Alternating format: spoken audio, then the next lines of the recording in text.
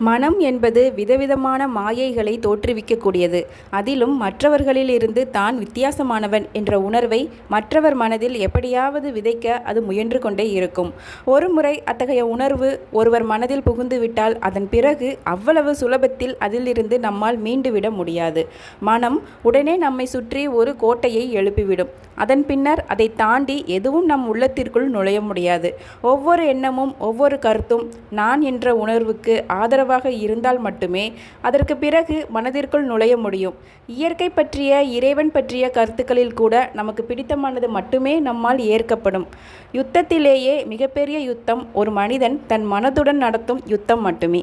இதனை நன்கு உணர்ந்த சூஃபி ஞானிகள் மனதை மிக கவனமாக உற்று நோக்கி அதை அவ்வப்போது சமநிலைப்படுத்தி சீரான பாதையில் செலுத்துவார்கள். மனம் என்பதே இல்லாவிட்டால் ஒருவனால் செயல்படவே முடியாது. அதே சமயத்தில் மனம் அதன் போக்கில் செயல்பட்டாலோ எவரும் தங்கள் இலக்கினை சீராக சென்றடைய முடியாது.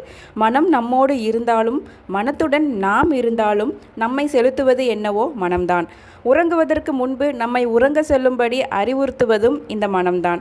உறங்கும்போது நமது உடலை உறங்க வைத்துவிட்டு தான் மட்டும் வெளியேறி சுதந்திரமாக கனவு காண்பதும் இதே மனம்தான். பின்னர் உறங்கியது போதும் என்று நம்மை எழுப்பும் வேலையை செய்வதும் இதே மனம்தான். ஆக அன்றாட வாழ்வின் ஒவ்வொரு வினாடியிலும் நம்மை செலுத்தி கொண்டிருப்பது மனம் மட்டும்தான்.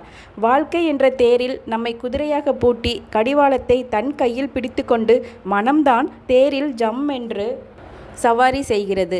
நிஜத்தில் இதில் மிகப்பெரிய வேடிக்கை என்னவெனில், நாம் மனதிடம் அடிமைப்பட்டு இருக்கிறோம் என்பதை உணரக்கூட நம்மால் முடிவதில்லை. மெய்மை உணர்ந்த பெரியவர்கள் மட்டும்தான் தங்களை மெல்ல இத்தலைகளிலிருந்து விடுவித்துக் கொள்கின்றனர். அவர்களிலும் ஆற்றல் மிக்கோர் சர்வ வல்லமை படைத்த மனதையே தேரில் பூட்டி கடிவாளத்தை தங்கள் கையில் வைத்துக் கொள்கின்றனர். அப்படிப்பட்டவர்களே ஞானிகளாக பரிணமிக்கின்றனர். உன்னையே நீ அறிவாய் என்பதும், உள்ளே இருப்பது கொல்லாத பேருலகம் என்பதும், தன்னை வென்றவன் தரணியை வெல்வான் என்பதும், உன்னை கட்டினால் விண்ணை கட்டலாம் என்பதும் இந்த பொருளில் சொல்லப்பட்டவைதான். பார்ப்பதற்கு வெறும் பழமொழி என்ற அளவில் இவை இருந்தாலும் இவை மிக ஆழ்ந்த பொருள் கொண்டவை.